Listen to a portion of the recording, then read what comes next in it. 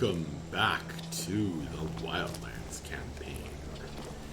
Take a moment and inhale, exhale, let the real world fall away for a little while, and place yourselves in the vasty plains and mountains of the wilderness in this fantasy realm called the Wildlands. Many empires have come and gone here. No doubt many more shall, assuming the players are successful in their quest. And at this moment, your characters are camped in some dry and rocky mountains.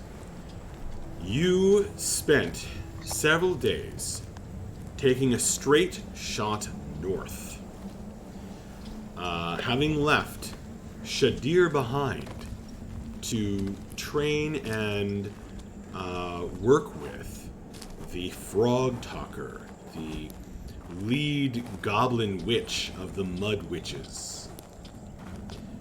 Shadir whispers a good night to his sister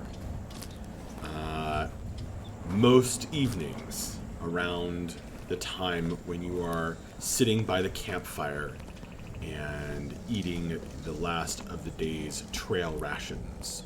Which, by the way, as a side note, as you have been traveling from the home feeling of Akiri's clan for 1, 2, 3, 4, 5, 6, 7, 8, 9 days now, you are definitely feeling sore and a little sick of rations, unless you tell me otherwise. But you have made your camp once more up in the mountains, and you finally felt safe enough to light a fire. Because along the journey, you were not, even though you were camping often, in swampy territory. Because there was a watchtower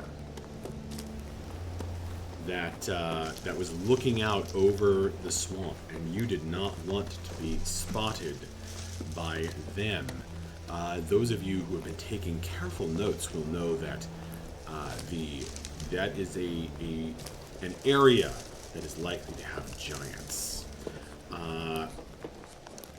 Now, along the course of the previous day, you had climbed out of the swamp and you were making your way through these verdant, forest-covered mountains, the Cloud Summit Peaks, which you are making your way further into the northern end of this mountain range.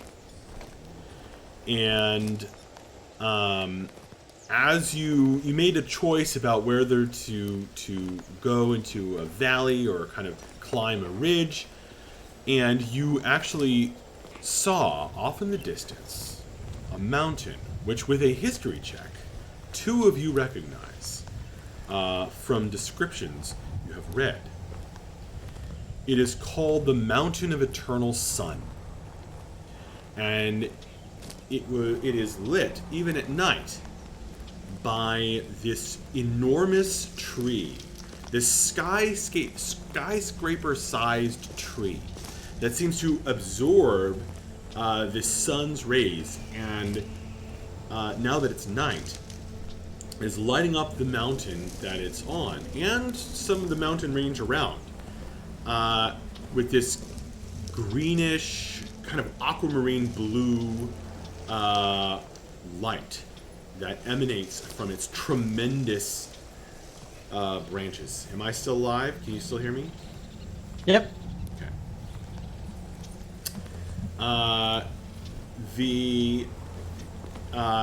The party, upon Bella and Akiri relaying some of the historical tales and an epic play that they had read or knew this to be featured in.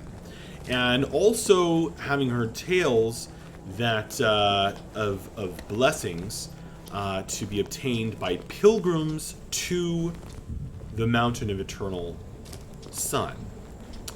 The party turned aside from their northerly course, but having made so much progress, you know there was only so much daylight left, and you chose to stop once night did fall. So you turned aside from your northern path and kind of took a small slight detour here, but you have at this point definitely left the forest-covered mountains behind, and you are now in these kind of dry, sharp, craggy, deserty peaks.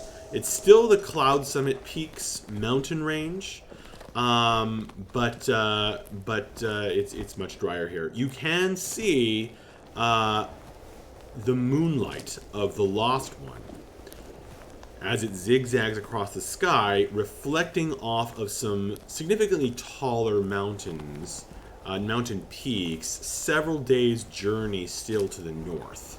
And they are tall enough that they have a snow cap. It is true that all of these mountains around here, even though you're in a drier, deserty area, near their tops, they tend to be covered in clouds, and mist, and it gets a bit more foresty, jungly up toward the tops of these mountains. Even though it's cold, there's a lot more moisture up there, and so there's a kind of a dual climate happening here. You guys, having turned aside, you did not choose to climb up to the peaks of any of these mountains, so you have made your camp here. Okay, now we might lose the stream if it's feeling angry. You've made your camp here. Let's see. In a kind of a hollow place amongst the drier rocks and earth. You lit a fire, as I mentioned, which means that you will regenerate some more of your hit dice that you can spend for various things. And thanks, Taladar. Yes, the stream stayed up. Good. Also, over here is an old structure that has had the roof fall in over many years. And inside of it, there are, if you guys, I presume you would have checked it before you really bedded down. It looked like there was just a bunch of kind of random stuff piled up. Looked like a lot of pipes and tubs and like a big metal bottle, kind of rusty now. So it was a little hard to like get in there, but that's what was in there. And I'm going to go ahead and put you guys on the map. And I would like to know who is on the first watch of the night and how many watches you guys are doing. I can take first watch. Man, it is having trouble loading, you guys. Yikes. It's okay, we're a lot. I get it. Come on. Come on. There. Apos will take second watch. Okay. Maverick can do third. Here, you can take fourth. Alright, So there's about 8 hours of darkness to watch through.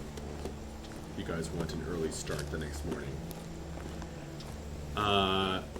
So Bella's on first watch. I don't remember who has a tent other than Bref, but you guys have acquired some additional tents over time. I can add some tents if you guys want to let me know that you have some. Vapos does not have a tent.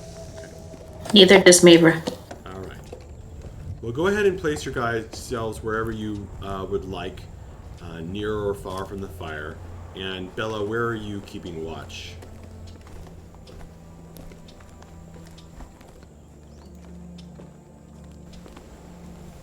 Probably about there. Okay.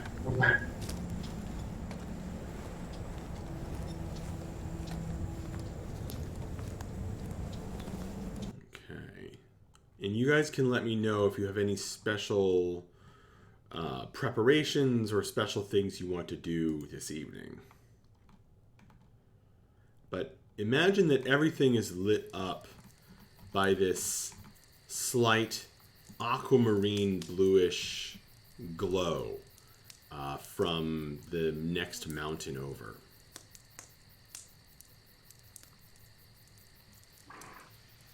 Oh yes, your horses. I almost forgot. The horse sound reminded me.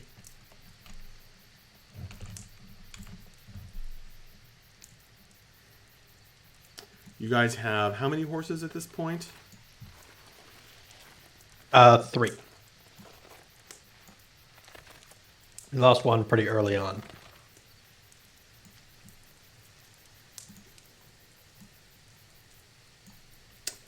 Well, they have been helping you guys carry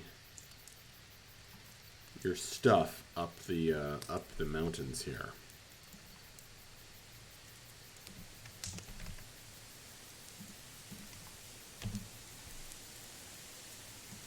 Man, it is Roll20 is struggling.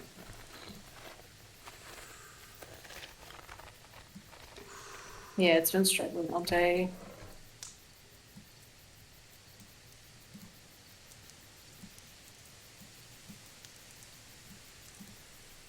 All right. Well, Bella, if you're on watch, go ahead and give me a perception roll.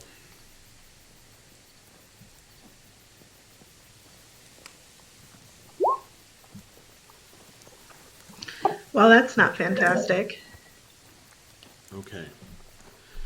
Bella, it's a pretty quiet night. You can hear the wind hissing through the old dead trees roundabout and over the rocks. Of course, you do have dark vision, don't you? Yes. Okay. So you can't see so well in this direction, but you can see a bit farther than I've revealed in this direction. It's just rocks and a dead tree.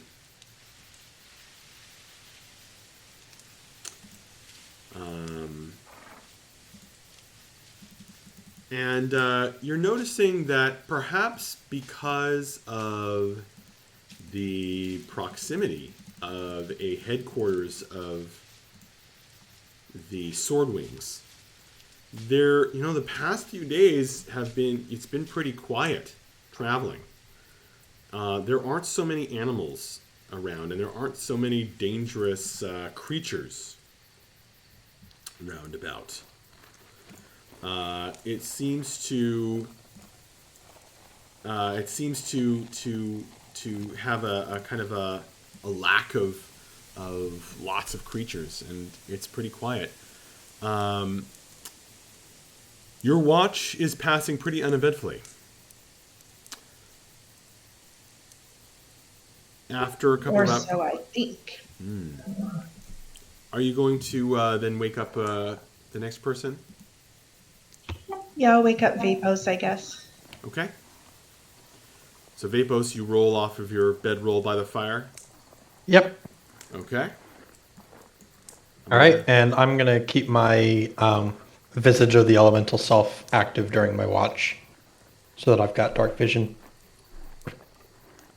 Okay. You two are finding it pretty quiet, and you two have noticed the relative lack of just animals that might pose a threat, really.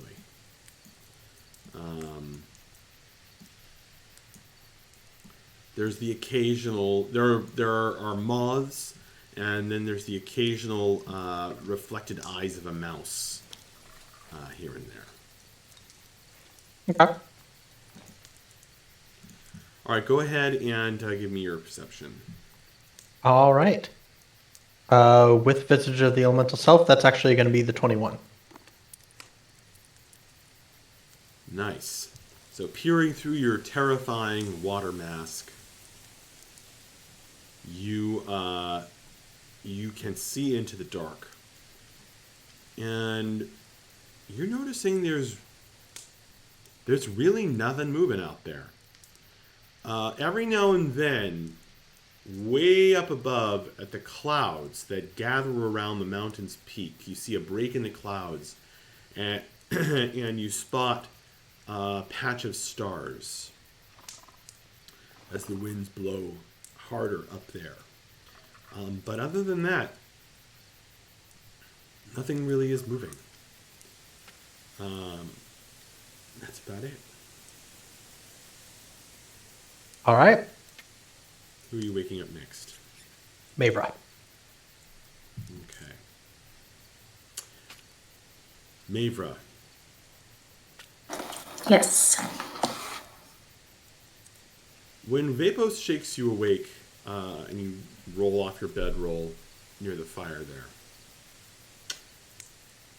you feel this strange, dull ache in your dwarven bones. And you feel thirsty. It's a kind of thirst that makes you think of home and the brewery.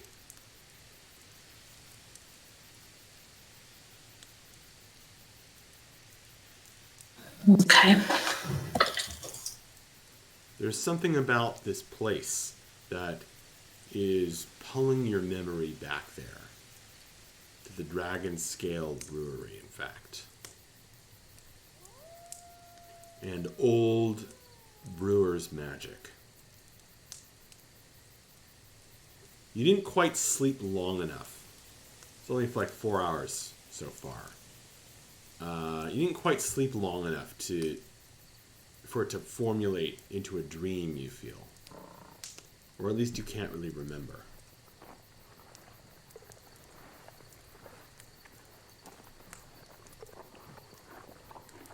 Okay. You want to make a perception roll for me?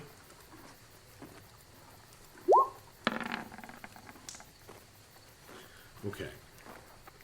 Mavra, as the moon zigzags overhead, you are seeing another angle of this structure. And you realize from the curved piping, the various buckets and bottles, and the big kind of relatively big kind of metal container, that this is an old still made for brewing strong liquor. Oh, okay. In fact, as the moon shifts the light, you think you see something glowing inside of the still. Ever so faintly. I don't think I want to go check it out now, just because I want to make sure that I'm watching everything. But definitely in the morning, I want to check it out. Okay. Okay. Well, as the moon passes by and the direct moonlight stops falling through the holes in the roof, the glow fades. Okay. All right. Maybe you're also noticing a distinct lack of ambient fauna. There's and all the plants are dried out and dead, but every now and then a bit of dust falls down the kind of small cliff of dirt and rock that you guys have pitched your camp in for shelter. After a couple of hours, you're going to wake up the next person. Yeah, breath, I think. Okay. Is it Akiri or Breath on fourth? Are you? How many watches are you guys? Oh, doing? maybe it was Akiri. It was one of us. How Yeah, many I don't watches know. are you guys doing? Just 4. Just 4 4. watches. So this is I'll the take fourth it. watch. You sure? Oh no! Good. Good. I definitely don't feel like I'll fall asleep. Okay. All right, well, Akira, you're able to roll over and get back to the much-needed sleep then. Okay. Bref, where are you taking your watch? I assume you're getting out of the tent. Yeah, I think I'll probably just, I don't have the advantage of dark vision. I'll probably just sit, back to the fire, kind of keep an eye, turned outward here. Okay. Go ahead and make your perception roll.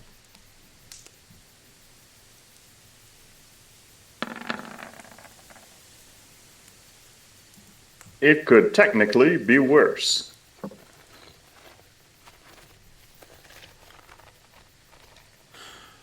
Bref, you're a bit sleepy. You're doing this action with your eyes. Trouble keeping them fully open. You glance it around. You're looking at that glowing giant tree, which is pretty distracting, and etc. You glance to the north and blink in surprise.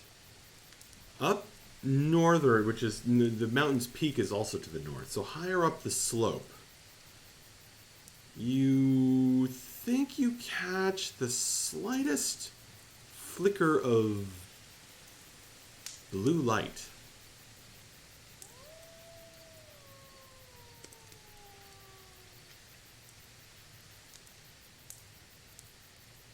Does it appear to be moving in any way? Yeah. It seems to be moving south. So it's to the north of you. It's moving toward you. I'm going to quietly rouse my companions and let them know what's going on, just in case it's a source of trouble. Okay. So you wake everybody up. So you go from tent to bedroll. You wake them up. I'm sorry, this could be nothing, but I noticed a blue flicker heading our way from the north.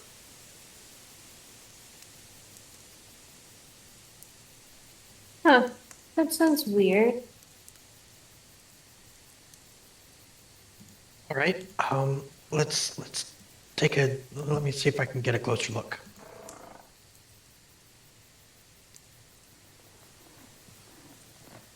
And I will activate my Visage of the Elemental Self again and try to see if I can find what Brett was noticing. All right, you peer up. You don't see anything. There is a pathway kind of revealed by the moonlight that's like a switchback cut into the mountain. Okay. And as you peer at it, what's your passive perception? It is 19. You think you see some kind of, like maybe the shadow of somebody moving along the path. A couple of shadows. It's a ways away, still. Maybe 100 yards or so.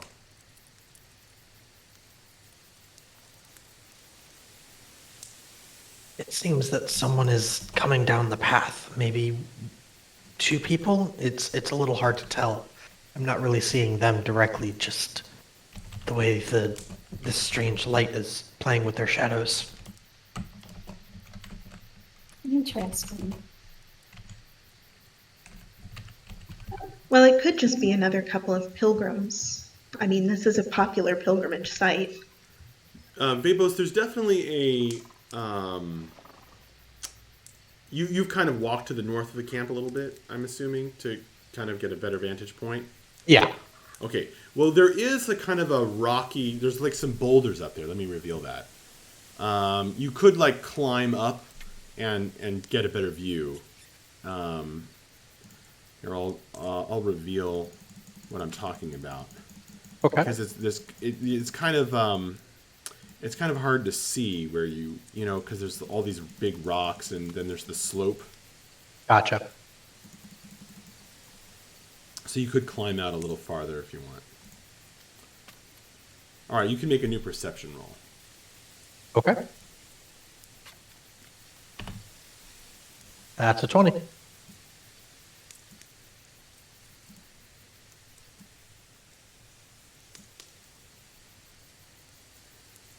Okay.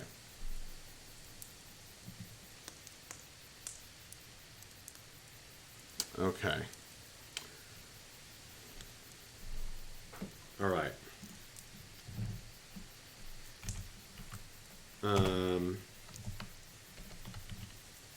One sec, guys. Everybody else, well, who has dark vision? Because Vapos is. Maybe Fred does. All right, so I do. you can all see where Vapos is in the light. You can all kind of see around you a little bit, very dimly. But I think Bref and Akiri don't have dark vision. Can Bella and Mavra make a perception roll for me? Bref, all 5 of you, are getting a kind of an eerie feeling.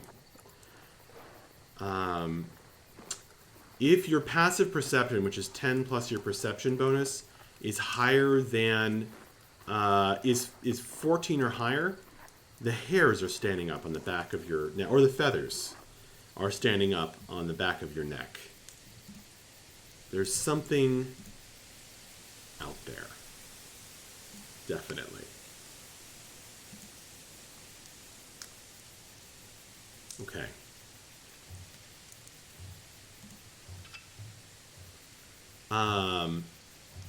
Vapos, you're kind of going to involuntarily like stiffen as the chill runs up your back, and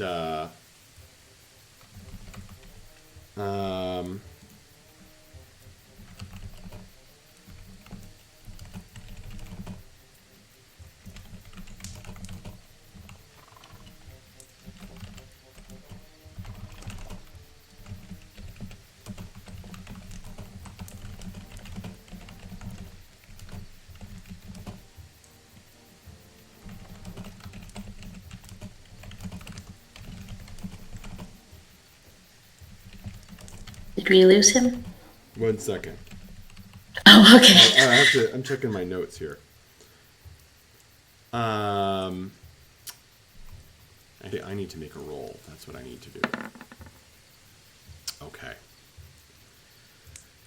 Bella and Mavra, right about that same moment, right where I described, like, you saw Vapos, like, kind of like a shiver runs down his spine.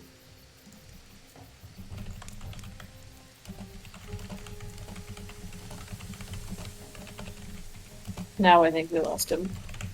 Can you hear me? Nope, we're still here. Now we can. I can still hear you. Sorry, I just, it's my notes. Oh, you're good. So Mavra and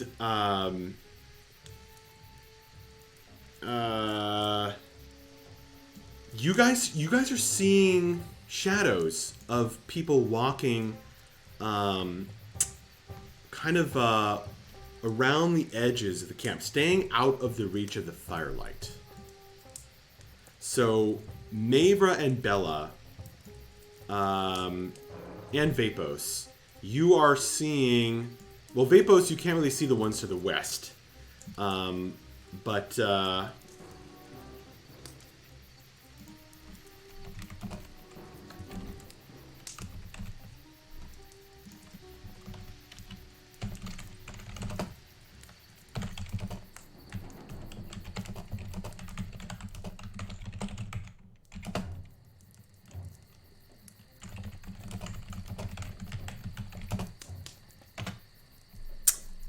And Wavehopes can't see the ones to the west, but Mavra and Bella, you're seeing both to the east and the west. It looks like you can't make these people out, maybe because they're so well camouflaged or just, you know, hidden in the night, but you can see their shadows, and that, movement kind of attracts the eye. So you can see them, and I'm going to ping them for you, okay?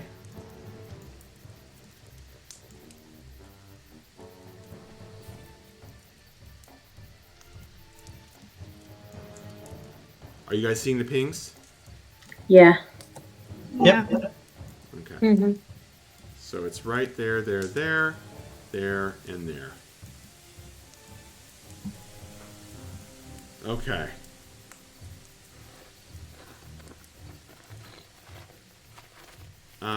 So you see them kind of running around the edges of the campsite and staying out of the firelight. Does anybody want to describe what they're doing at this point? Mavra is kind of getting ready in case something happens.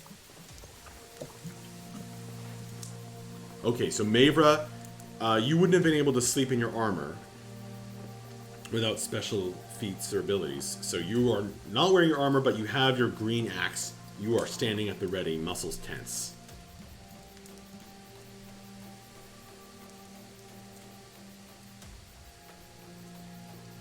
Anybody else want to describe what they're doing at this moment? Kiri's starting to get a little bit freaked out, but she's kind of like flitting between if we're still down here.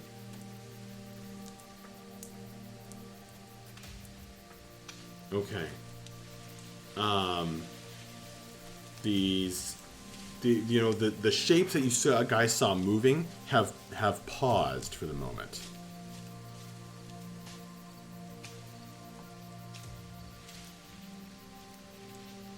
Vapos is going to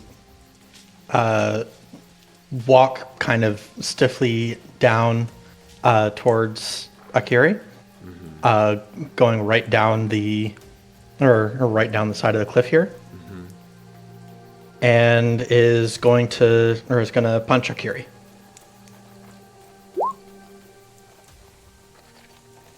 Wonderful. And that's a 22 to hit for 7 damage. I'm assuming this is a surprise attack because of all the things. Yes. You would not be expecting this. Don't you get extra attack? I don't have direct or extra attack directly. I have the flurry of blows thing that I've spent key to get extra attacks. Okay. You're going to take 7 bludgeoning, Akiri. Bam! Oh, fuck! That is more or less what she said. She just kind of squeaks and goes, "Stay Vapos! Is anybody doing anything? Vapos, what are you doing? What happened?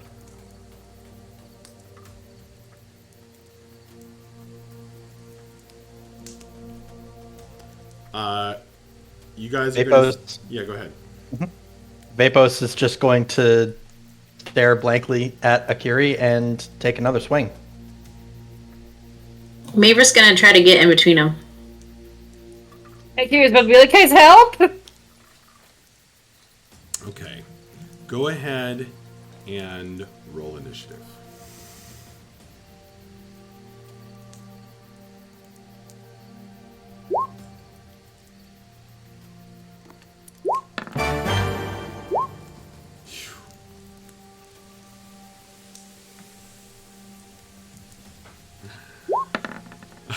Did that make you laugh, Taladar? Why is everyone on here twice? Oh, brother. So it didn't delete you last time. Yeah. Oh, no. Alright. Did it add you guys to the top or the bottom? See us. I think it added you to the bottom. So I've got to delete the ones up here. If it'll let me. Alright.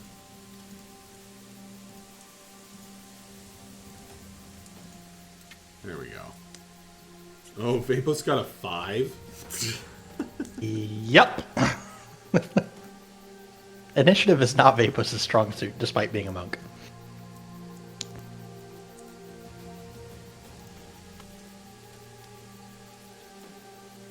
Okay.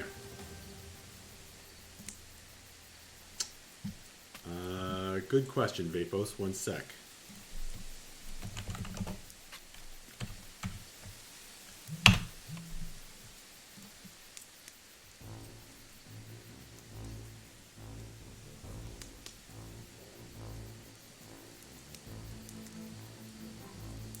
No.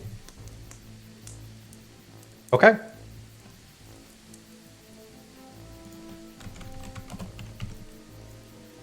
Okay. Cool.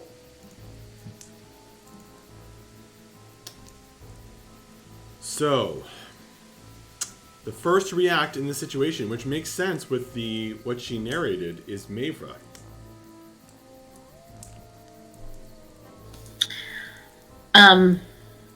Thinking on second thought, maybe I'll try to.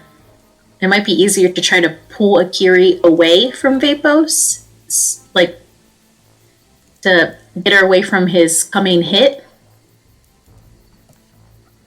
Okay, so you're gonna grab Akiri and drag her? Well, just kind of move her out of the way so that hopefully she misses his hit. Not necessarily drag her, but like just kind of move her or like kind of push her out of the way and get Akiri in the is way. not I guess. resisting.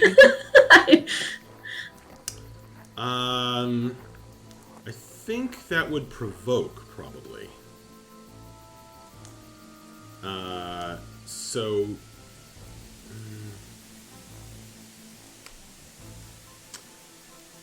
I'll tell you what. Mavra, you can make an athletics check, and we'll see if it provokes or not. Should I contest?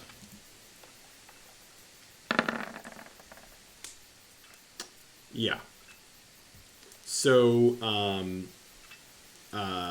you can actually, yeah. So you can contest with another athletics check. All right. So you do have the opportunity to make another attack of opportunity if you wish. Or- Okay. Yes. Yep, I will. Okay. It's a 27 to hit for another 8 bludgeoning damage to Akiri. Bam.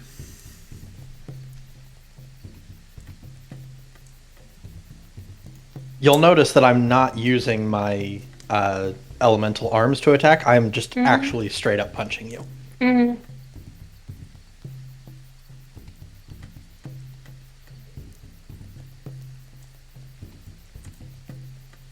In fact, though I have the elemental visage up so that I could see, the rest of the elemental body is not active.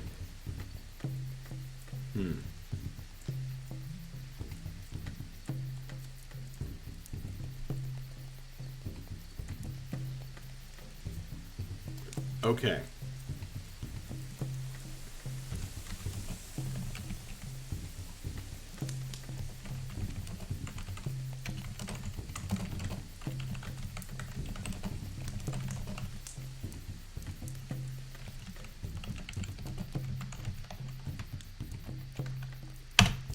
That brings us to so you managed to drag her back. So where are you bringing? I'm assuming you're going with her, Curls. Where are you bringing her to, Mavra?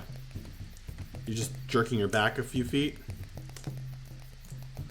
Yeah. All right, Bella's turn. All right, I'm gonna cast Hold Monster. All right. Okay. So I wish it wasn't a Wisdom save, but it is. One second.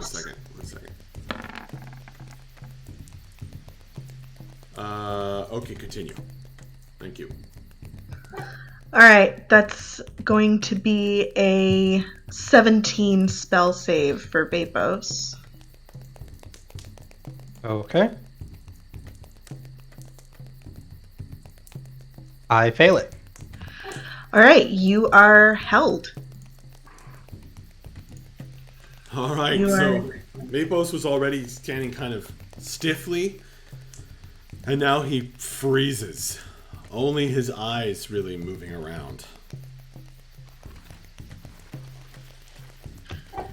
And the only thing I'm gonna do is say, everybody, I think Vapos is being mind controlled. Yeah, I think so too. Ow. Are you alright, Akiri? And I will be in a bit.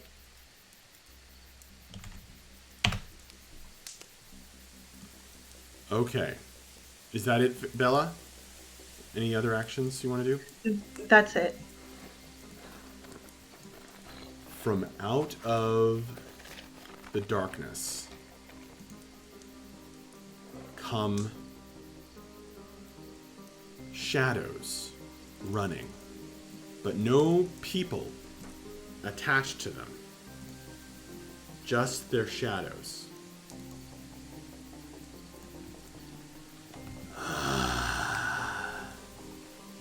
It reaches up from the ground and tries to touch you with its long shadow fingers, Akiri. She squeaks and tries to back up. Now you saw him, you were aware of its presence, so he does not get advantage on this.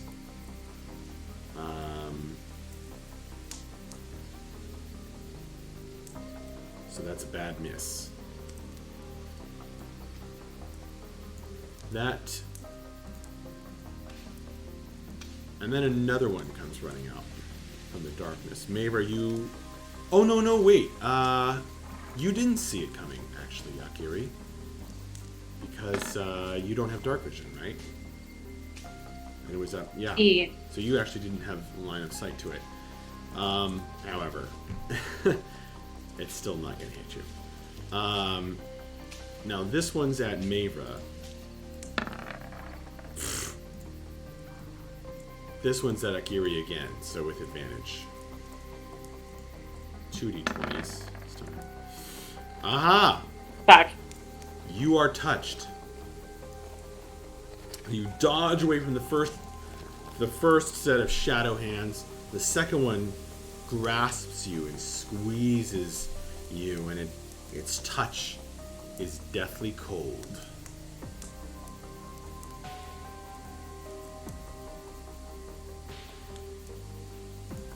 Wait. So you are going to take 6 necrotic damage and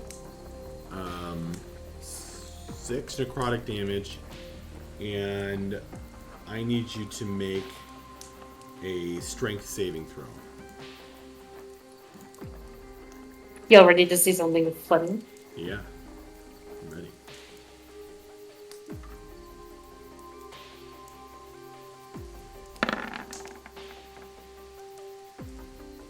Oh, that's not bad. You actually make it. So you feel weak, as if your muscles are draining away from your body, and you will take. Because of your save, it would have been 3, but you just take 1 strength drain, strength damage. Okay, so it's your strength score is temporarily, or perhaps, who knows, reduced by 1. Okay. Okay. How do you took want me the to necrotic record that? damage. I don't know if there's a space on the digital sheet. No, There's not kind really. of not. I would just reduce it on your actual thing and then make an other resource that just says what your actual strength score is. Gotcha. That's a good idea. Breath, I'm going to make an attack against you. You did not see this coming. That's a hit. Yep. You're going to take 6 necrotic and make a strength saving throw. Here, watch him fail when she succeeded.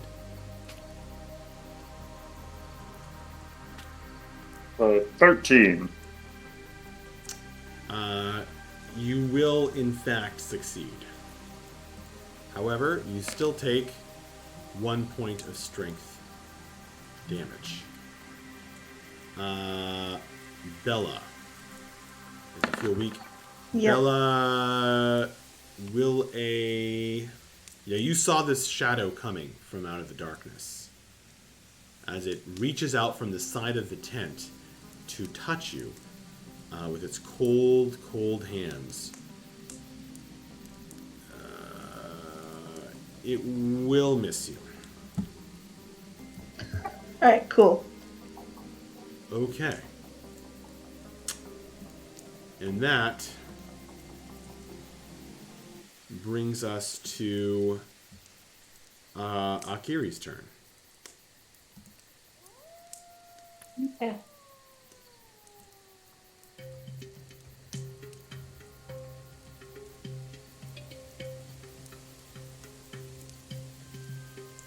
What do you want to do, Akiri?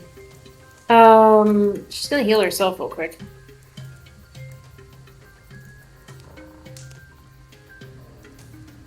Okay. Actually, better idea.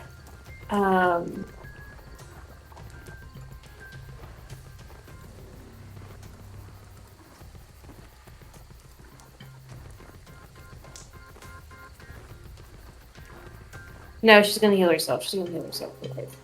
Okay. She isn't entirely sure what's going on here.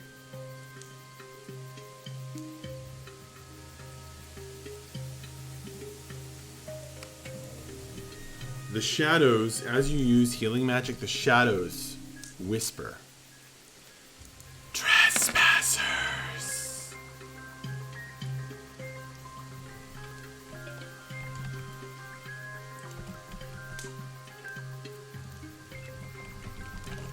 Sorry, they said what? The shadows go, trespassers! In unison.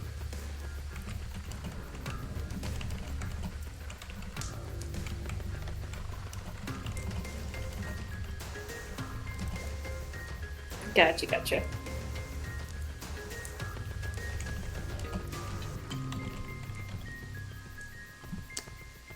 Alright, that's the end of her turn. That brings us to Breath. Well, it's been a while since I've really tried to attack something so immaterial, but just to see if it can, in fact, be damaged, I'm going to take a swing at this shadow that recently attacked me. Okay. Hold up. Can I make a slight correction? First, I would like to go into a rage. You get angry. And then I would like to take a swing.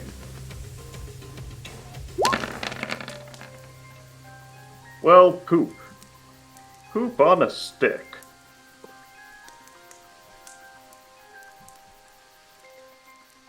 I'm assuming an 11 would not hit. Well, you'd think it would be pretty easy to hit the ground where the shadow is, but you somehow manage to miss. You mess up your golf swing, and your sword hits a pebble and just sends it flying off into the night. Look, it was a mean pebble, okay? And then I'll take my second swing. How about a 14?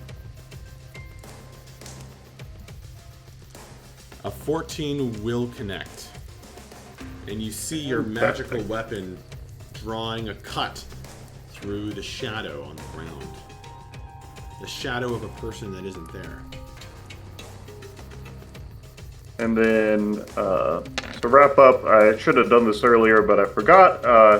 So it's 3 lightning damage from my storm aura, 10 slashing damage, and then 3 rage damage on top of that for a total of 16 damage. Okay. You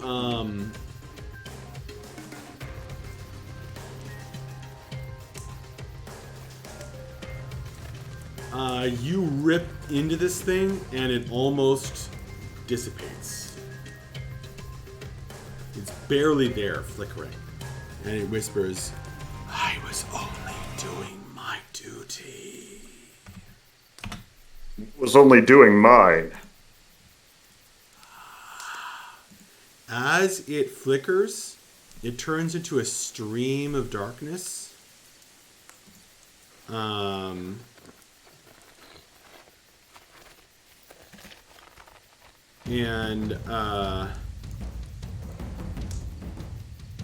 And you watch breath as it flows past your feet and into the small shed over there.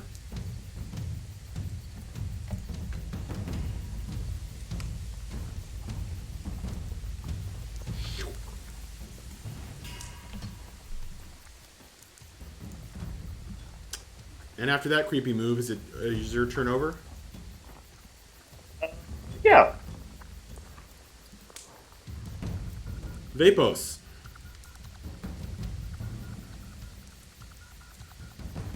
You are held. I guess that's not working. You can hear Vapos trying to vocalize something, but because he is fully paralyzed, whatever he's trying to say isn't working. Let me think for a sec. You can make a new wisdom save on your turn to try and break the spell. It is, but the question is... Really? And you make it. Okay. So at the end of your turn, Vapos, Okay. you break out of the hold. All right. Vapos breaks out of the hold. He still is moving rather stiffly and mechanically, but as he looks at all of you, he just opens his mouth and says, "The sword wings won't stand for this trespass." And that's my turn. Well, not quite. I need you to roll a charisma saving throw and a d6.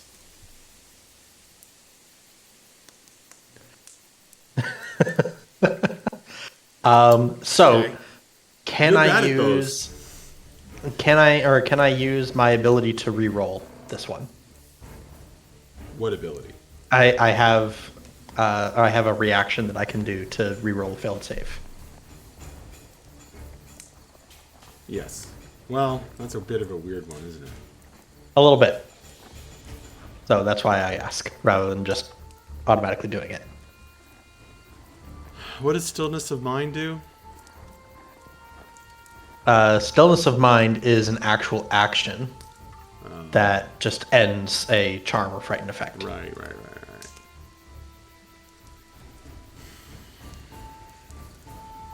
Can he use reaction tranquility?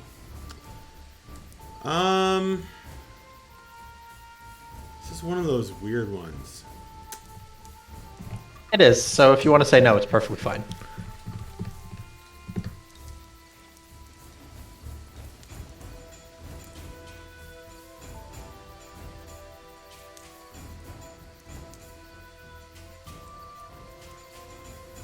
This is a tough one.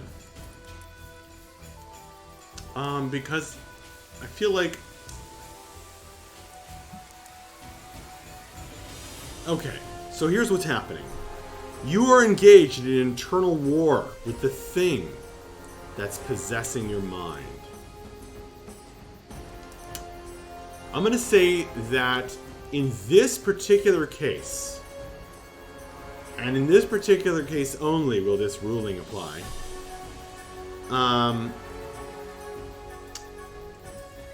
the thing possessing your mind has some self-doubts, which you are now aware of. Because it's in there with you. And as it hesitates to completely take control of you, you have the opportunity to use a reaction. Okay. So you can use stillness of mind. All right. Cool. Then, yeah, so I will do that. And as I'm making this save and kind of sensing this moment of doubt and weakness from it, the way that I'm going to fight it is by trying to throw at it all of my memories of Akiri and Mavra talking about how we need to go and try to protect the Swordwings. You call up those memories. And I was going to say And roll a it gives one. you advantage, though. Oh my god, okay. Or inspiration, which you could immediately use. Okay. So yes, I was about to say that you were going to get advantage from calling up those memories. So, but in this case, it means that you got a nat 20. Success! Alright. And from Vapos' blue body, a bluish white ghost is ejected. And it looks something like a male version of Akiri. Well, not like Akiri, but it's an Aarakocra. Okay. And it's luminescent. And it carries a sword and also these blades on its wings. And it's going to immediately fly forth. What was your D6 roll? Oh, hang on.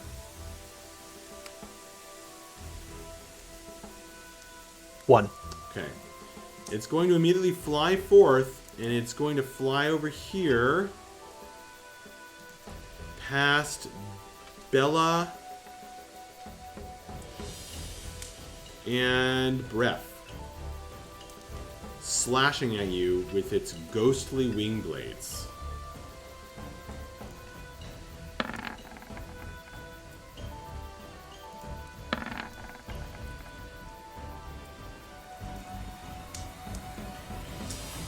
And as it flies past you attacking,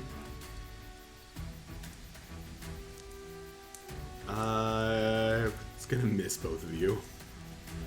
And it shrieks as it flies by.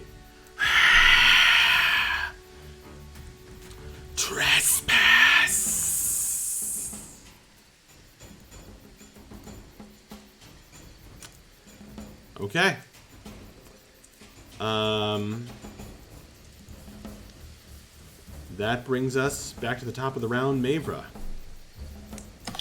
Okay, assuming that I heard what Vapo said, I'm gonna still stand ready, but I'm gonna say we want to help the Sword Wings. Okay. Make a persuasion roll. So that's charisma. Yeah, make a persuasion roll.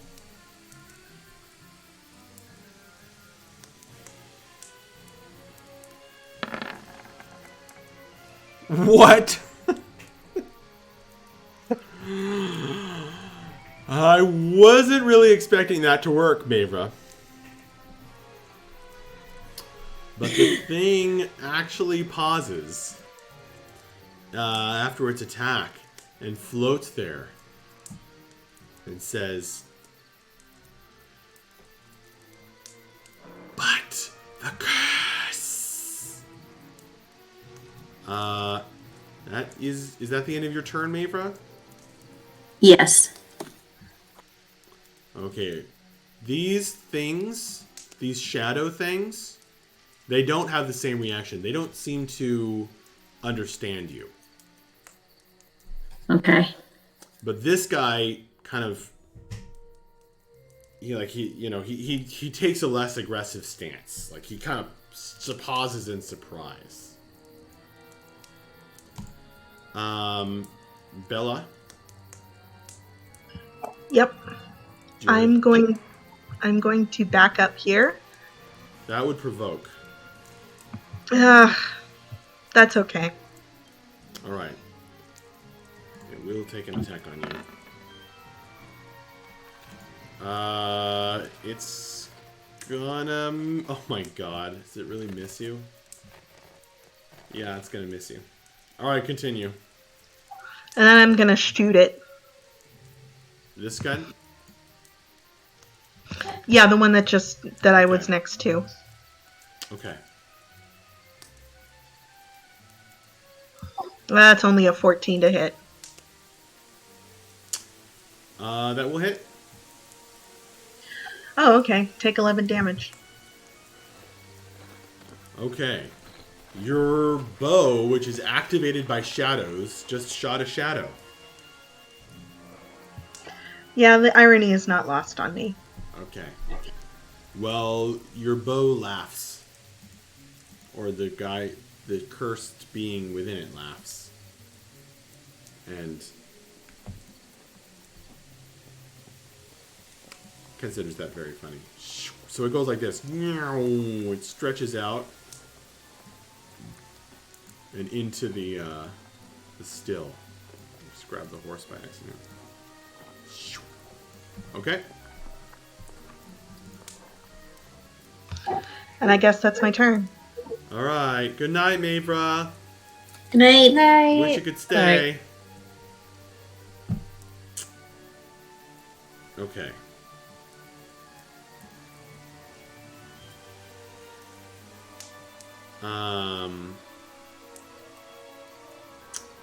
Upon that, the shadow's gonna move.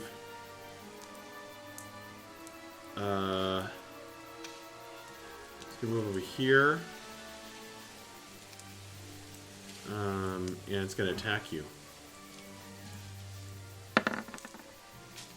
The ghost seems to be this being seems to be hesitating upon Mavra's persuasion. Just FYI. This time he's going to hit you, Bella. I need a strength saving throw.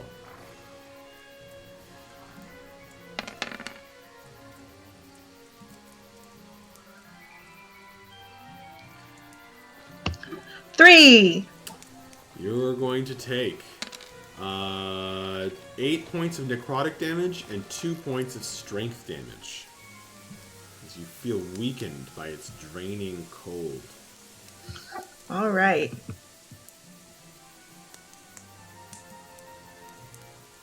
Oh, whoops. Akira, you're getting attacked 2 times. They're both going to miss badly, though. Breath. Cool.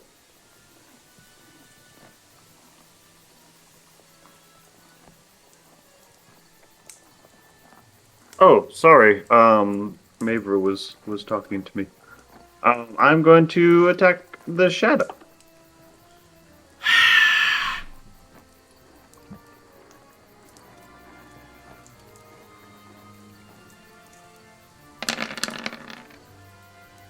That would be a 25 to hit.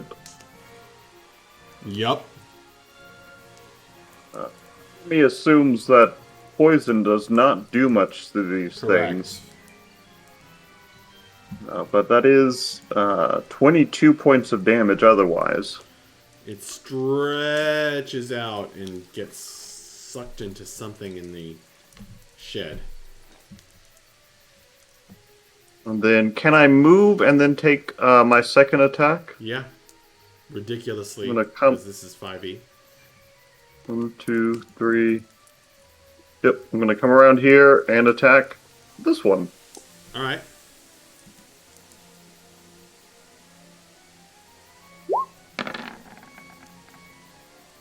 That would be a 13. That's a hit. Alright, 14 damage. Is it stretching too? Yep. Then I will send a jolt of energy at the one that's left Okay. for 5 damage. And that will end my turn. It does a ghostly shriek in pain. That brings us to Vapos' turn. Vapos, you feel like your blood was turned cold. And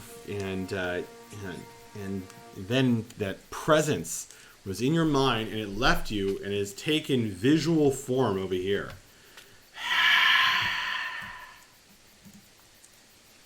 All right. Vapos is definitely shaking a little bit with that chill, and maybe has a little bit of frost covering small portions of his body. But he's going to move over to here and basically just kind of be hiding right behind the edge of the tent there. But he will activate his elemental arms Right. as a bonus action for 10 force damage if he fails a DC 16 dex save. Waiting. Okay. I think he's going to succeed. Okay. Then I'm going to make some attacks.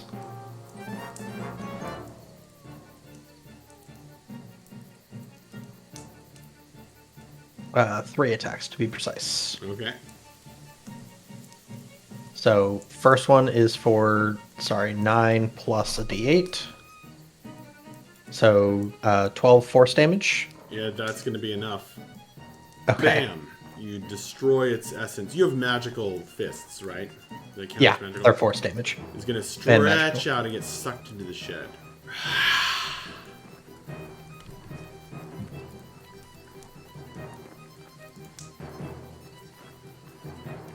All right.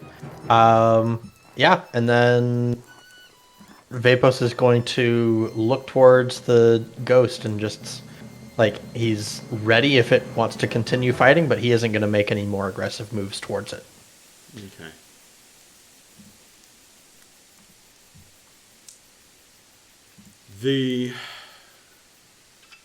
The see-through thing, for its part, is going to open its beak and go.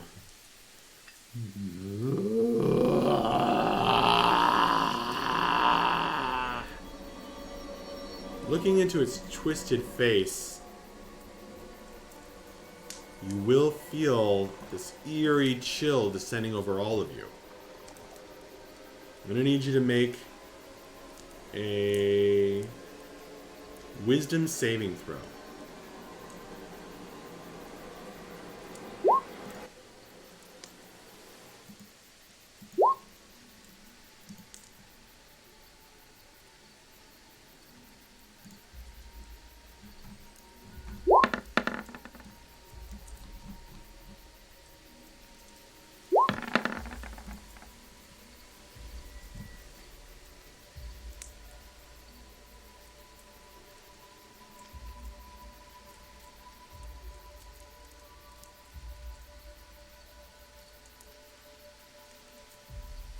Well, it looks like everyone got in the teens or 20s except Breath. Oh, that's actually Mavra. Except Mavra. Does Mavra have inspiration or anything that she wants to use? Well, I don't think she ever.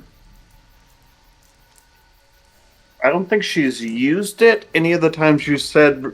Since you said refresh her inspiration, I don't know. I'm sure she That has might have it. been. Yeah.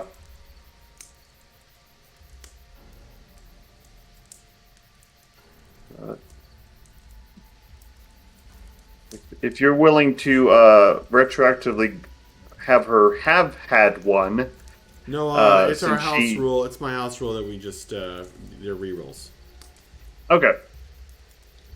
So I'll Because leave no it one ever unchecked remembers. and she will spend her inspiration that she forgot to mark. Sure. I mean, sometimes I give out inspiration and she's gone to bed, you know. Exactly. I think that's what happened. That's better. So she got a 19. That's good. Okay. Oh, this is a frightened effect, by the way, actually. This is a fear effect. But the other thing is, anyone who had failed, you all succeeded.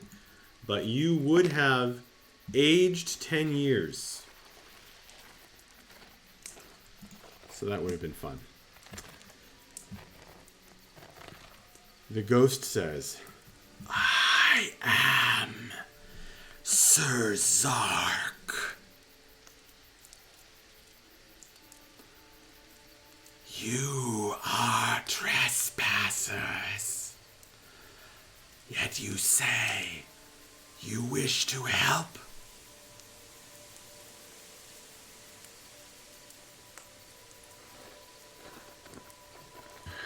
If I Akira can't may. make a history check on that yet, can she? Sure. Okay.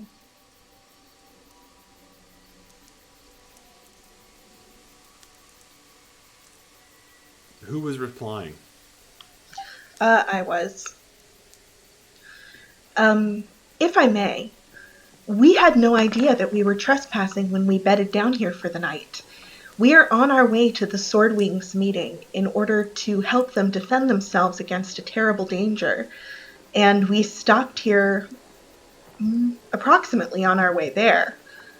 We have nothing but respect and a desire to help the Swordwings.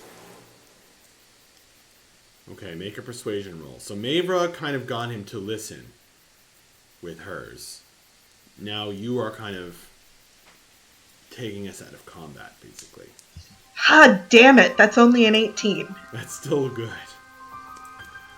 I know, but my bonus is 13. I know.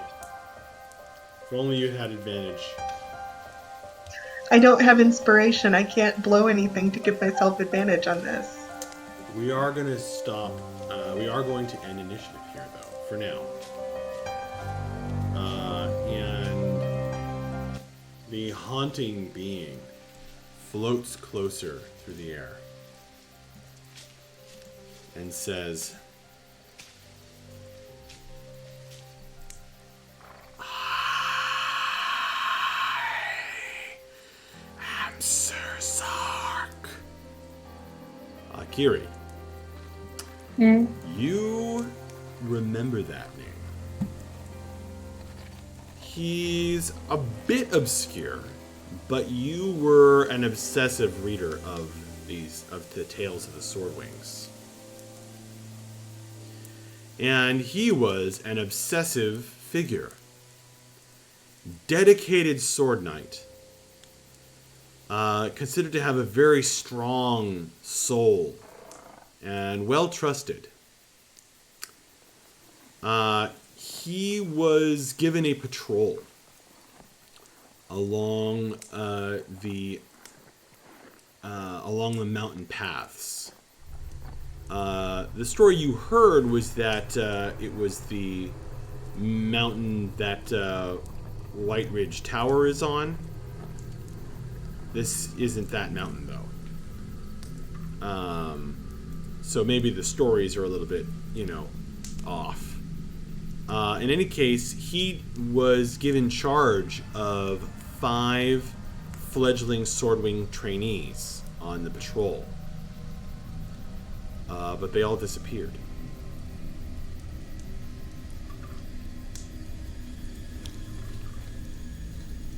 And the Scorched Earth cult was blamed.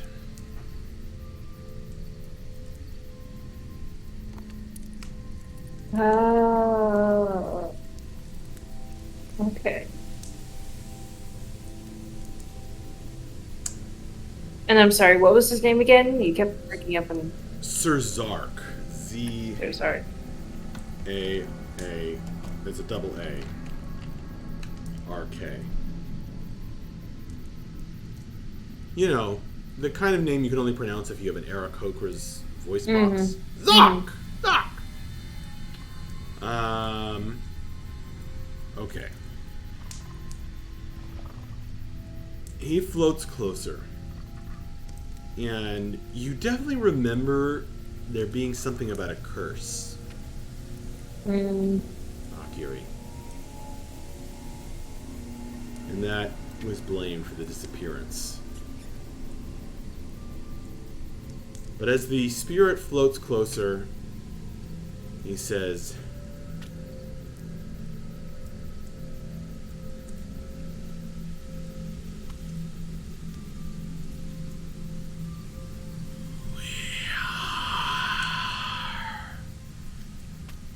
to keep the pathways and ensure they are clear.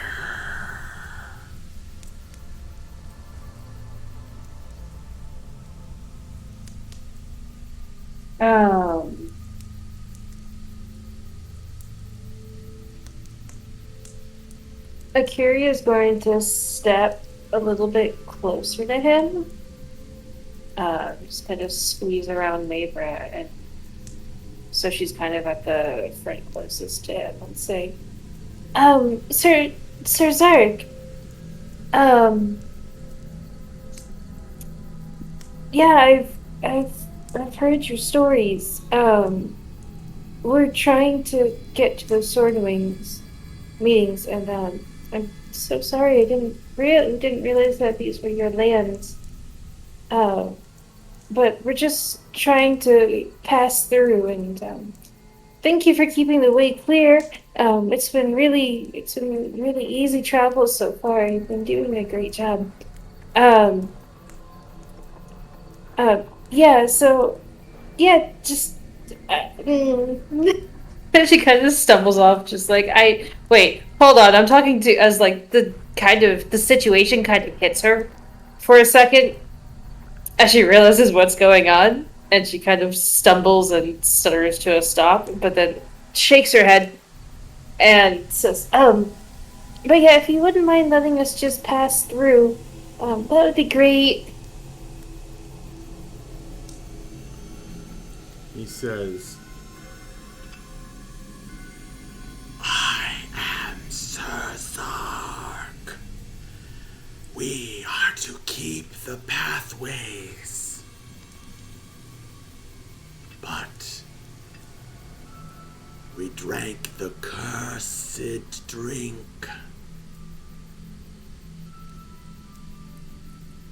Which cursed drink is that, if I can ask?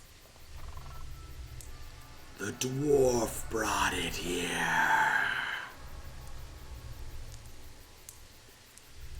And passed the curse to us. Is there anything we can do to break the curse?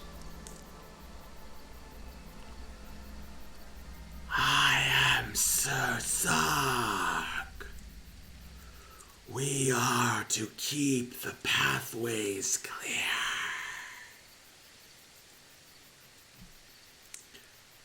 But you are noble and strong. You must take the dreamer's dram to the tree of eternal sun. Then we can be freed. Once the curse is lifted from the tree.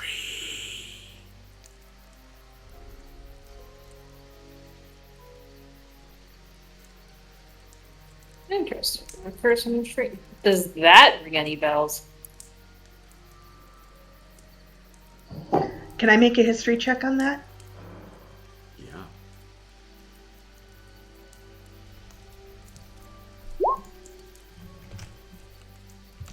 27. All right.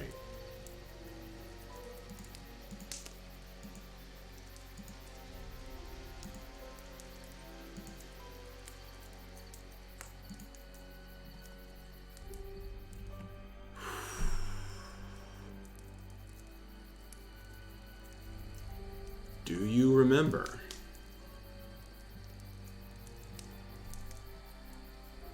Bella? The end of the play. It turns out that Porphyrion is cold because he is cursed, and the reason he is traveling, he is on his pilgrimage, is to have the curse lifted.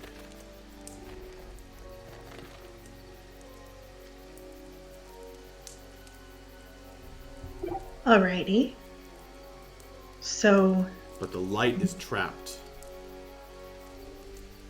Something is missing. And it's really a poignant part of the end of the play. That the pilgrims do not achieve their goals, even though they realize they are connected to something greater than themselves or even the gods.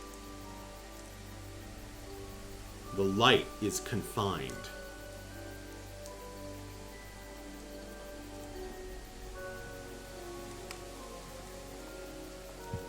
interesting.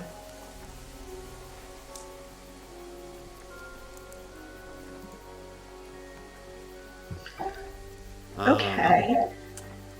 You did get a 27 on your history check. Right. Can you remember the other character in the excerpt?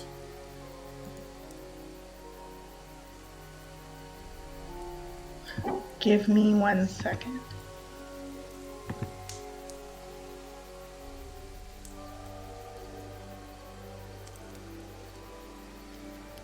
The main character of the play.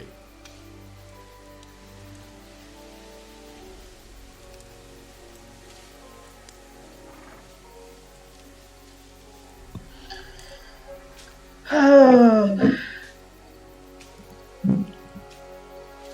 No, I can't.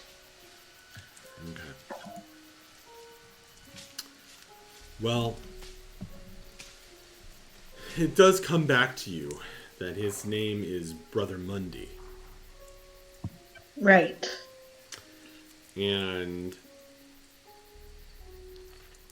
there's something about, not in the play, but in other histories you have read, about a devil's bargain made by a dwarf that was supposedly broken by the magic of the Mountain of Eternal Sun. But those reports were never confirmed. Interesting.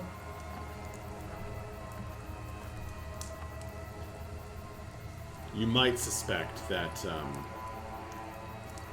the fact that the bargain was broken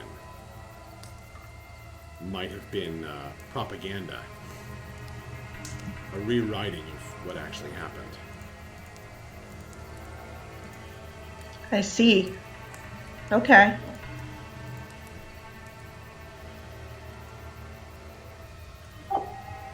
Well, I would like to ask the ghost if the dreamer's dram is in the still. That would be trespassing.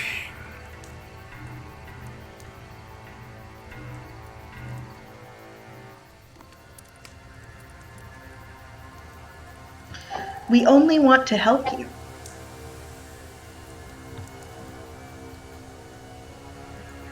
Moonshade was here.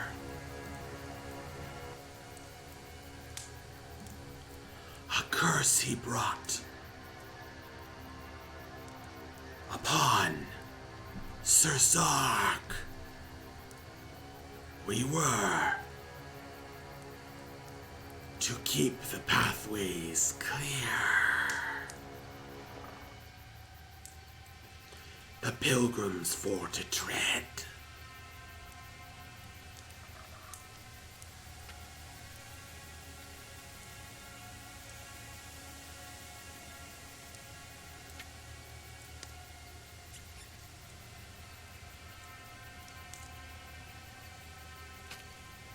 He's still floating there in midair, looking at you with these wild, glowing spirit eyes.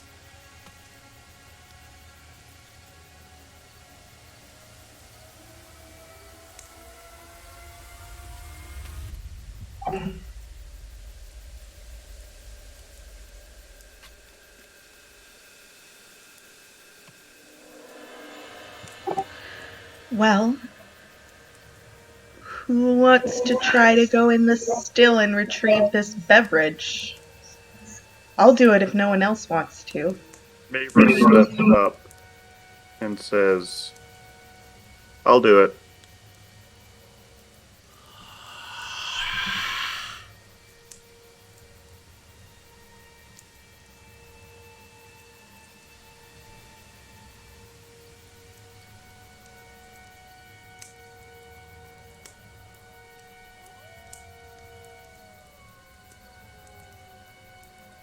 Okay. And she goes over to the shed.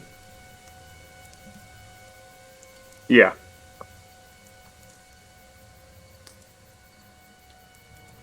Alright. The ghost is going to fly over and threaten her with his weapons. We are. As the ghost does that, Vapos is going to rush over to be next to Mavra as well. Okay. This definitely was keeping his distance while the ghost was not being hostile, but as soon as it starts being dangerous, Vapos is ready for a fight. We cannot be free. Dwarf. Until the dreamer's dram is drunk upon the tree.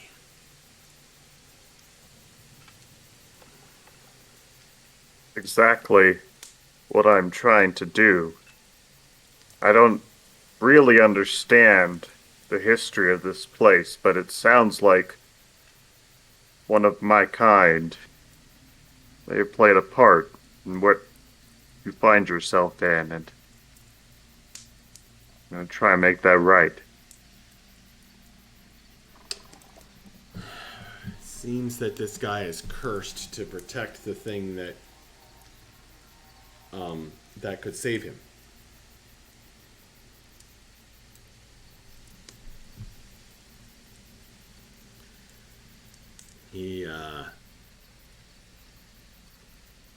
She can make another persuasion check. This is pretty tough.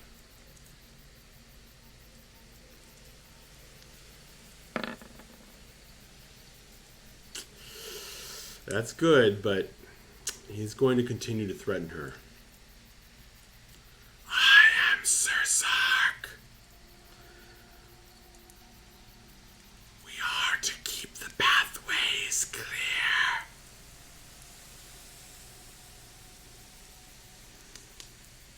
Look, you're already dead. I don't want to have to kill you again if I don't have to.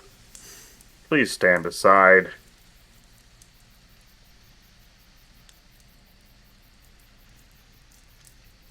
He does not stand aside or float aside.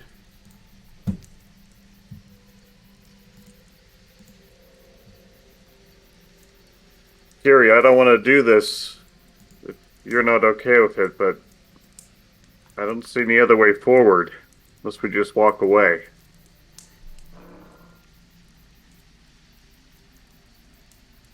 Honestly, it would probably be for the best.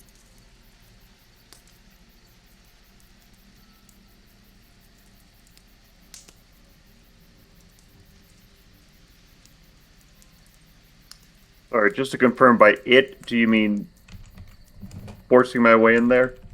Yeah. Okay. She doesn't say anything, she just nods and turns back to the still and steps in.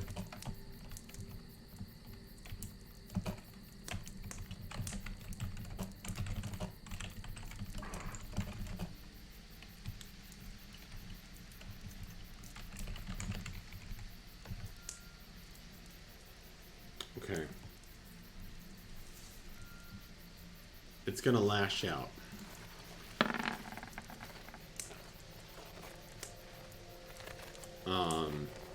Its wing blades bounce off of her armor. She is unharmed. She has to kind of dig through these clattering bottles and things. But under a spigot in the back, she finds a jug whose letters glow in the moonlight. And it reads, Moonshade Moonshine, the Dreamer's Dram.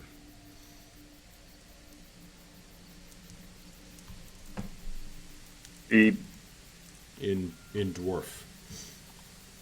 she puts it in her satchel and heads back out. Okay. Vapos, meanwhile, was definitely started attacking the ghost. Oh, okay. Yeah. All right. Well, you're only going to have time to strike a couple of blows back and forth before she reemerges. So let's each make an attack, Okay. or you can make a full attack set of attacks if you wish. I'll just do one. I'm more focused on keeping the ghost's attention on Vapos and not on Mavra than on trying to, like... Well, you deal kill 10 it. force damage. It seems to work. It's going to be leaving her alone while she's digging around in there. And when she reemerges with the jug, the ghost suddenly stops attacking. Drink the dreamer's dram. A strong dreamer you must be, to break the curse upon the tree.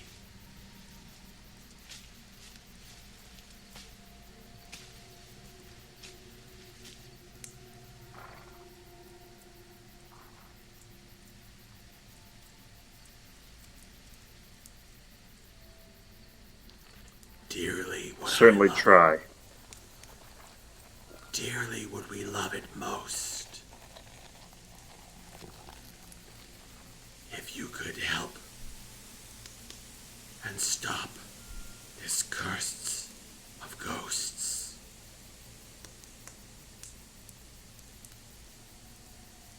Laid upon us by the fiend of old. Balfroxos. And with that, you're going to kind of start to see the shed more and more through him as he fades away, stretching out, getting sucked into the jug that Mavra's carrying.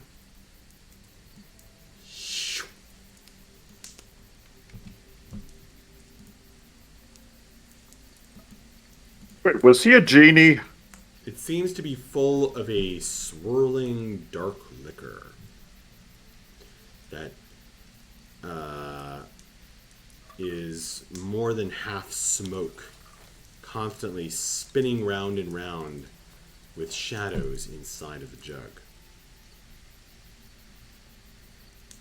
Like, I've never met a genie, but that seems like some real serious genie shit. As soon as it's gone, Vapos is going to shiver a lot and is just going to say, "No, that was most certainly not a genie."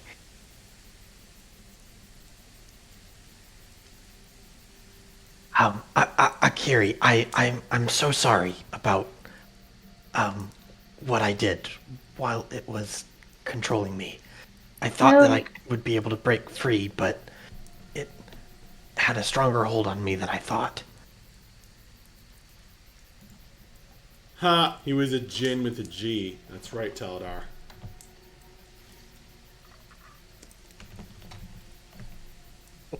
That's a good one. Right. Well, you've acquired a jug, but you have lost a lot of sleep because your adrenaline is pumping. And you were in combat, and you've been strength damaged, and it's awful. And it's just starting to get light on the eastern horizon soon.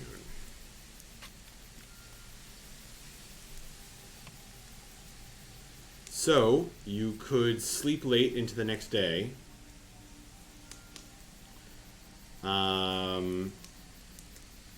You could try to get more sleep now, or just give up on it.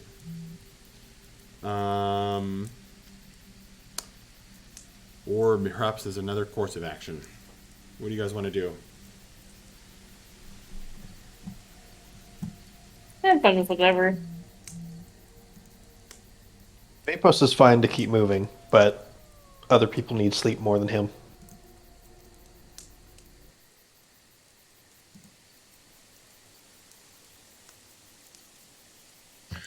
I'm okay if you guys want to start moving. I'll take the exhaustion point. Honestly, the idea of staying any longer in this particular spot kind of gives me the heebie-jeebies.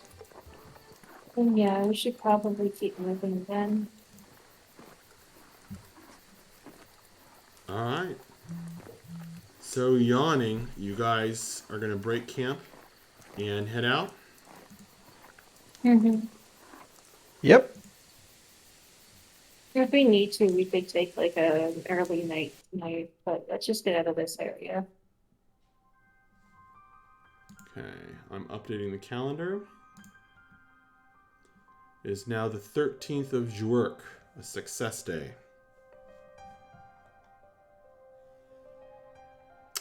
I'm going to need everyone to make a Constitution saving throw, please.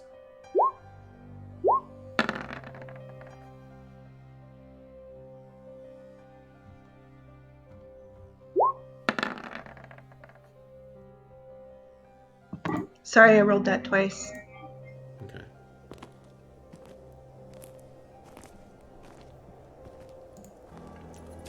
As you guys lug your stuff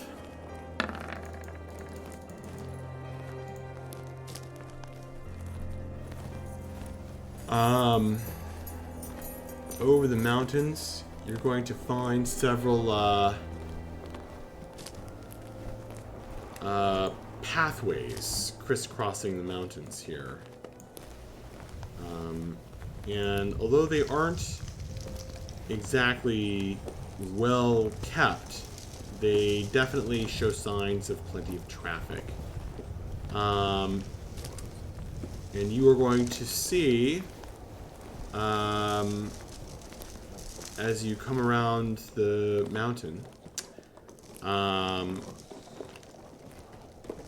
you're going to see other people walking the pathways. Many of them in these brown robes, some not.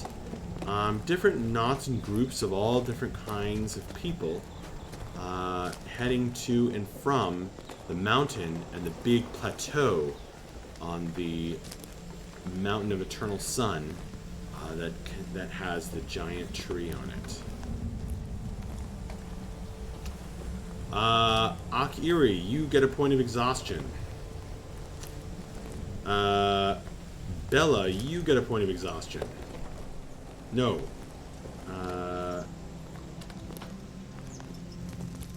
Bella, did you get an 11? Yes. Okay. So, you are okay, but barely. Ref is fine, and Vapos is fine.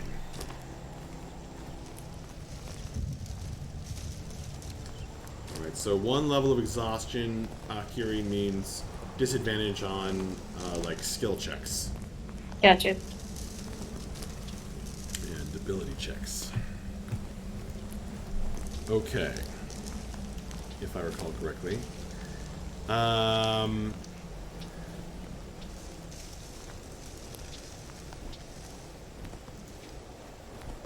So,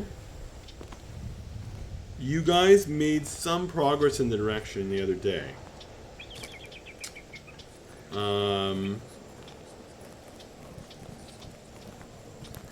But there is sort of an inherent danger to meeting lots of other folk on the road.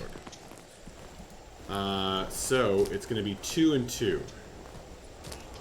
You need 2 successes before you get 2 failures. Okay.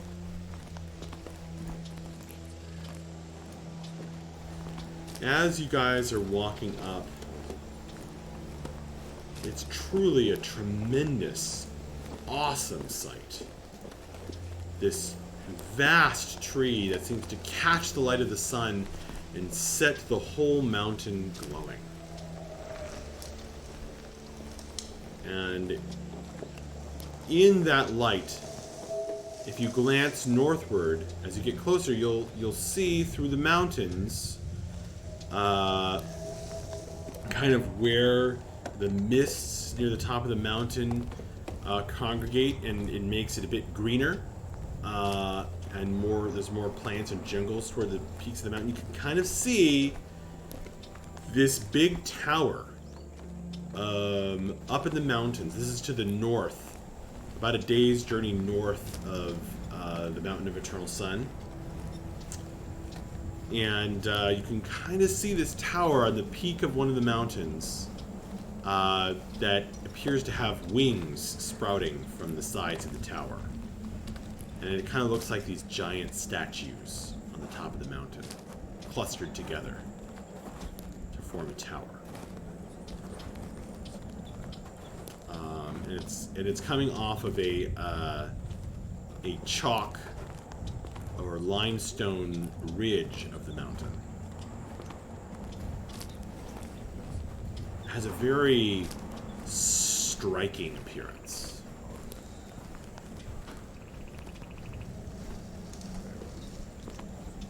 Who wants to jump in to try to help you guys travel safely as you're going to fall in with the many groups of pilgrims? Vapos will go first. And you are traveling with your horses through this rocky, mountainous terrain, although there are many well-packed, well-trodden pathways here. All right, Vapos, what are you going to try to do? Yeah, so since you mentioned that there are other pilgrims and stuff in the area, basically Vapos is going to be kind of keeping an ear out for any signs of potential danger from, or either from the pilgrims themselves or anything that the pilgrims are talking about of like dangers on the path or, things to be wary of. Okay. And so just kind of trying to keep an ear out, and if there's anything that concerns him, he'll relay it to the group so that can pay more attention and make sure to avoid those sorts of dangers. Go ahead.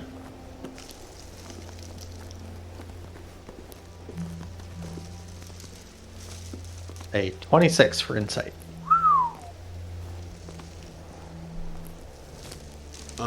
Well, you are going to pick up on the fact that there are these traditions in place that the various pilgrims seem to expect of one another. They mostly travel in silence, except when they pause to take a break, a rest, a meal, a drink, or something. And there's a few other little traditions which, when you bring it up, Bella will also recall, and possibly Akiri. Bella had that 27 history check. But it won't be difficult for you guys to follow these traditions and be a part of the crowds. You'll also, with insight and some snatches of shared news as they pause to share the news of the road. You'll hear that there have been mysterious attacks, that the rocks themselves have seemed to rise up and attack occasionally travelers on the road. Okay.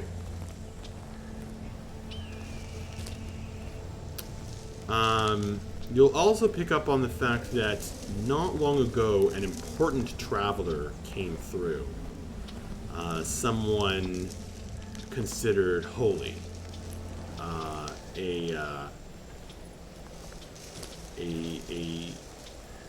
A cleric and a seer who was an Aarakocra.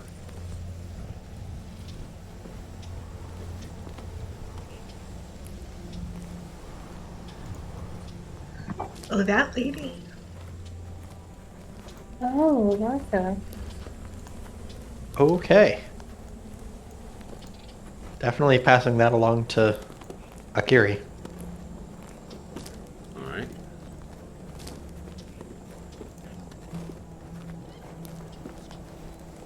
So that's success up on the board.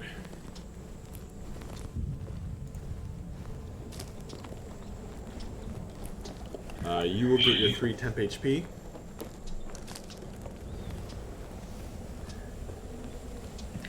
I'd like to try making a history check to just draw on my knowledge of this pilgrimage to, take the most trodden pathways and make sure that everybody knows, like, the appropriate behavior so that we don't attract negative attention or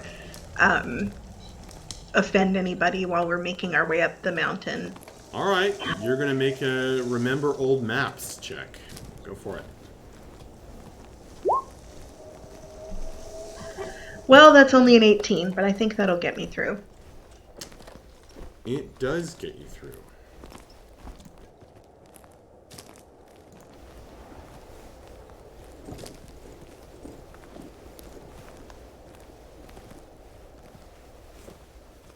I did not mean to click that.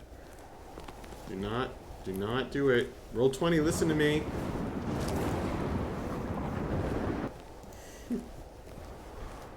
I'm having a approximately 2-second delay anytime I click on something, guys.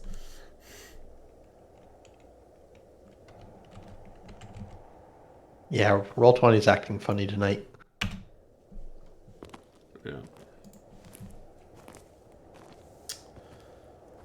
Yeah, Bella, you know the direct paths to take up the mountains.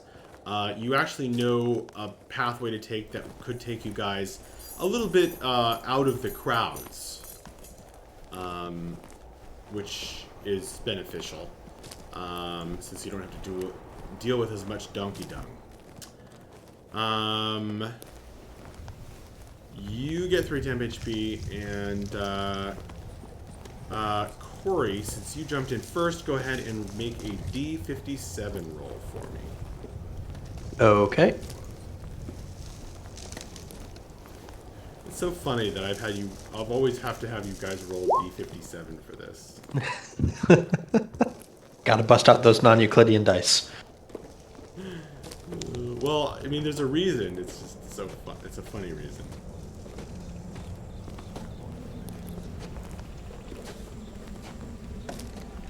Okay.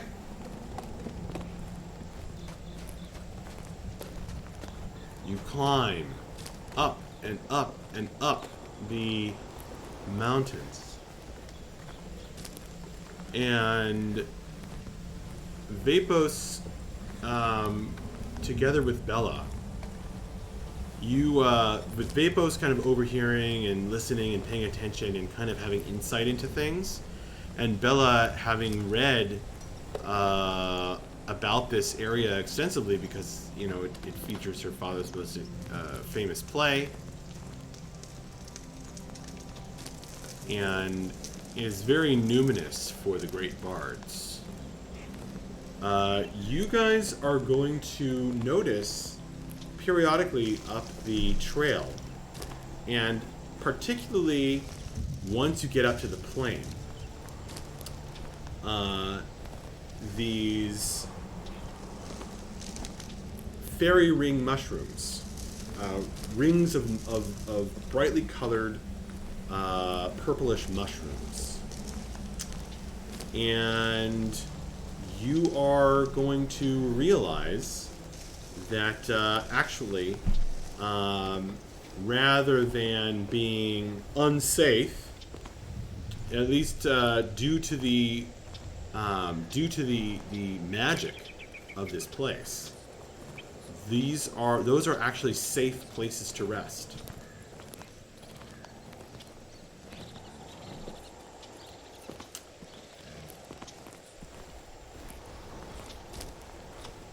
Interesting. The fae any fae that would be here would be strongly affected by the magic of the Tree of Eternal Sun. Eventually, guys, though, you make it up there, and you behold this wondrous place. At this point, by the time you make it up there, it's twilight. There are pilgrims that are making camp around the plain. You kind of have to walk a ways to get to the tree, but it dominates this plain. It rises up to the heavens, and it's lighting up everything here in the twilight with these tremendous boughs that have this ambient moonlight aquamarine glow to them. We may break the stream here. The stream might break as I try to do this. Let's see. We're gonna let it load. Loading.